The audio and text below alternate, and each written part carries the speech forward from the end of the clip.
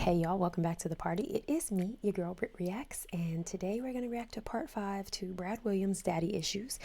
And if memory serves me right, I was glitching at the end of part 3 and 4.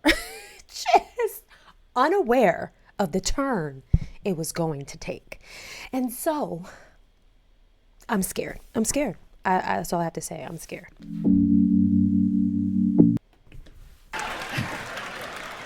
I know, I have a very fucked up sense of humor. I do. But you have to understand where I get my sense of humor from.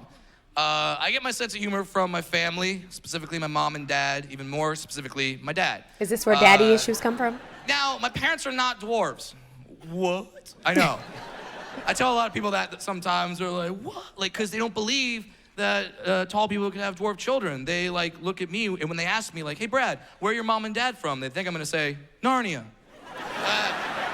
I love that movie. It's one of my favorites. And there's no dwarves in my family at all. Both. I am the only one, so they weren't expecting it. And so like my dad is this really athletic dude, tall athletic dude, and he thought his wife was gonna give birth to a football player. Instead, she shot out a football. And you gotta ask yourself, what would you do in that situation? What would you do? You found out your child was a little bit different. He wasn't gonna be like all the other kids. What would you do? How would you react if you knew for a fact your son was guaranteed to be bullied when he got to school? Aww. Hopefully, you do what my dad did. He bullied me first. Right. Train him up.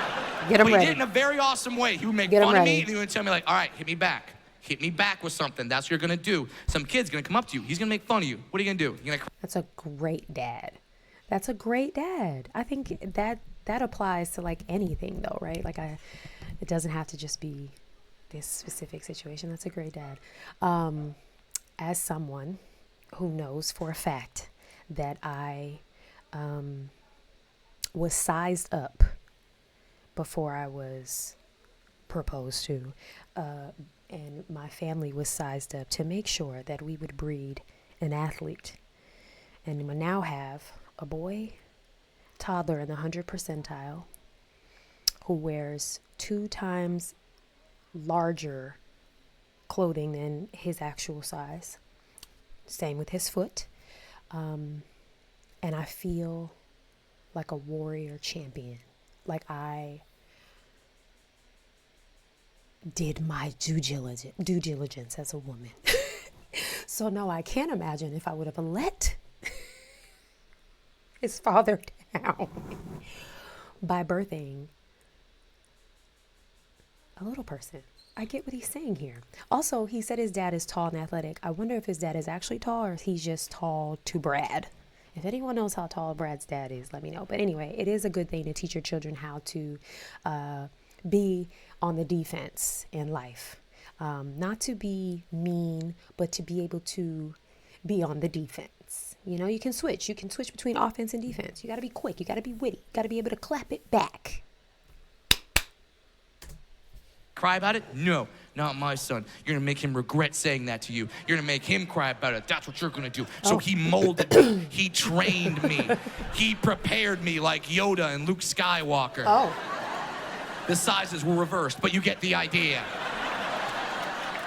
He was Yoda. So by the time I got to kindergarten, I was a trained verbal assassin. Yeah. I walked into kindergarten with some swag, like, I hope someone fucks with me today. And someone did. Someone did fuck with me. I will never forget this. First day of school, we're all lined up, right? And we're taking roll. This kid runs out of line in front of the entire class, runs right up to me, points his finger in my face and goes, ha ha, you're little. I looked at him and went, ha ha, your mom doesn't live with your dad anymore.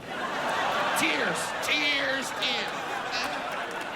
I live in California. I had a 50-50 shot at getting that one right. Right. So he starts crying. I get sent to the principal's office. I'm sitting there in the office. It's me, it's the principal, it's the kid. Kid's still crying because he's a bitch. And then the principal looks at me and goes, I can't believe you made him cry. I'm calling your father. Good. Do it. All right, I'll do it. So he gets the phone out. He calls my dad, gets my dad out of work, and says, Mr. Williams, I'm here with your son, Brad. He's in my office today because he made another little boy cry at school. What do you have to say about that? Here's what my dad said. He goes, did he start it or did he finish it? Yeah. I see. It's a very important I see question. the old school parents clapping Very right now important question. because you know what that means. Some of the younger parents are like, what are you talking about? Did he start or did he finish it? It doesn't matter. It doesn't matter, Bad. Both children made fun of each other. They should both be punished equally. They should be put in timeout. They should put in timeout, Brad. Timeout means they can't use their Xbox for 3 minutes. It's not good. They'll think about Gentle what they parenting did, and of it all, then right? they'll be done, and they'll want to learn something, and they'll want to go outside. Now, before they go outside, though, it's very scary outside. So you want to dip your child in a big vat of Purell. Just dip them in that Purell. So there's no germs on them, but, they could fall. So you want to be prepared for that. So you put a helmet on them. You put some wrist pads, some elbow pads, some knee pads. And then if they play competitive sports, even if they get last place, you can't hurt their self-esteem. So if they get last Everyone place, you gets give a them trophy. 3-foot-tall trophy, and at the bottom of it, it says, "You're special. Fuck you." I love that he said 3 foot tall and it was at his head. Did anyone catch that? 3-foot-tall trophy, and at the bottom of it, it says, "You're special. Fuck you." Not Fuck doing you. that. Stop it. Not doing Stop that. it. That's not what you do. Did you start it or did you finish it? Because you're never, ever, ever supposed to start a fight. But if you're in one, you better damn well finish that thing. That's the rule. If you start That's a fight, what you're an team I'm asshole. on. If you finish it, you're a goddamn hero. That's the difference. So my dad says that to him, and the principal goes, "Well, to be honest with you, you finished it." Then my dad says this on the speakerphone. He goes, "Well, problem with your school is not my son. Problem with your school is the other kid's a pussy." Click. And he's like, "Woo!" I'm dancing around the office. That's my dad. That's my dad. And then I Can you look imagine at the him other half kid, that I'm like, "You see, size?" that's what a father does. You would have no idea what a father does." Finish him. Oh, no. Dad was proud of me that day. I got Chuck E. Oh, Cheese that day. Awesome. Now, don't think that just because I had that moment that my parents' job was done. Because if you're a parent, you know. You never stop being a parent. So my dad never stopped fucking with me, okay? Never. He even had to I want discipline him to be me my in a dad. creative way. Because, he's old school. He wanted to discipline me because I would mess up, just like any kid messes up. And my dad, he wanted to hit me, but you can't punch Hit a a little dwarf. person. No, that's 12 years bad luck. You're not doing that. So my Criminal. dad never hit me. Here's what he would do. When I would mess up, my dad would pick me up, put me on a counter, and then leave. But I can imagine little Brad just boop and jumping down what the because that's what boys do. I don't know. It probably is a little more frightening for a child that is little. That Some is of a you get dwarf. it. Some They're of you are all like, little. what's the big That is deal? a dwarf. Well, 5-foot counter, 2-foot human. Unless you leave a parachute, not going anywhere for a while. Got it.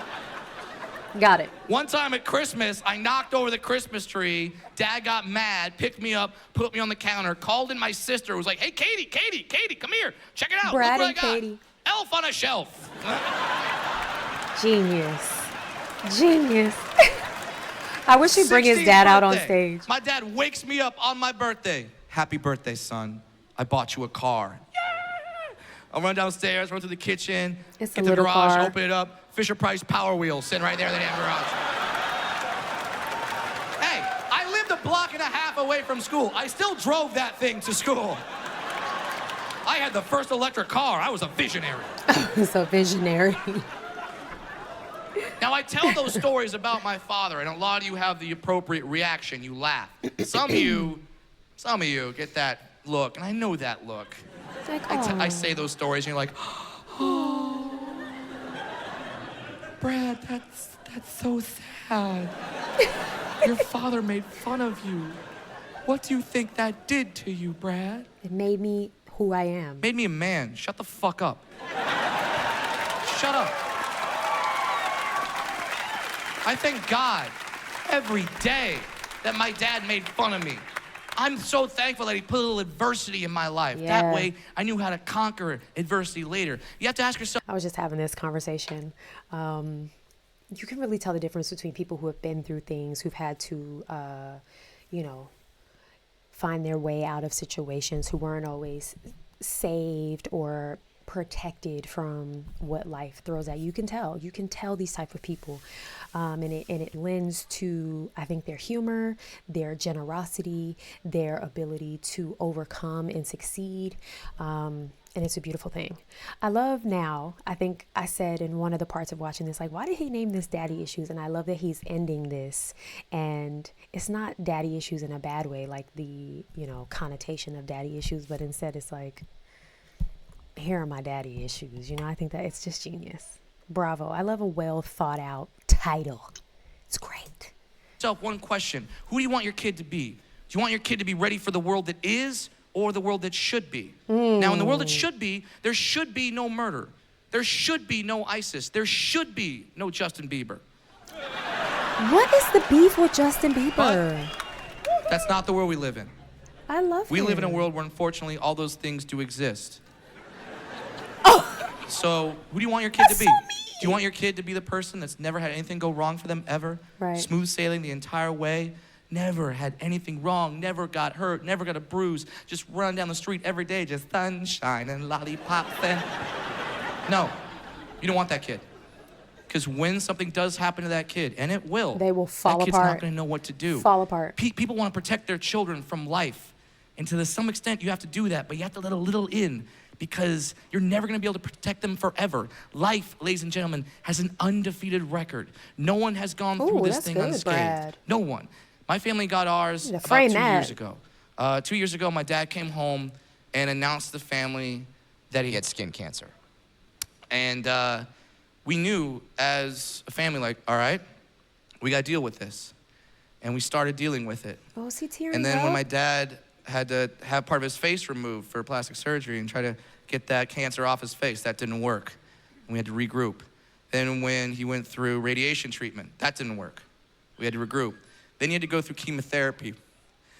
And I had to watch the man who raised me, the man who I love more than anything in this world, wither away to almost nothing.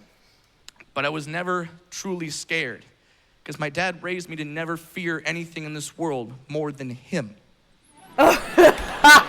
I knew nothing on this planet was scarier than my dad. Nothing is more powerful than my dad. I know this. My sister knows this. And now cancer knows it, because he beat that son of a bitch. Y'all know I love a redemption story. I'm so glad that didn't go the way I thought it was. Dad. You want to know how he did it? Ask him, because my father is sitting right here in the second row.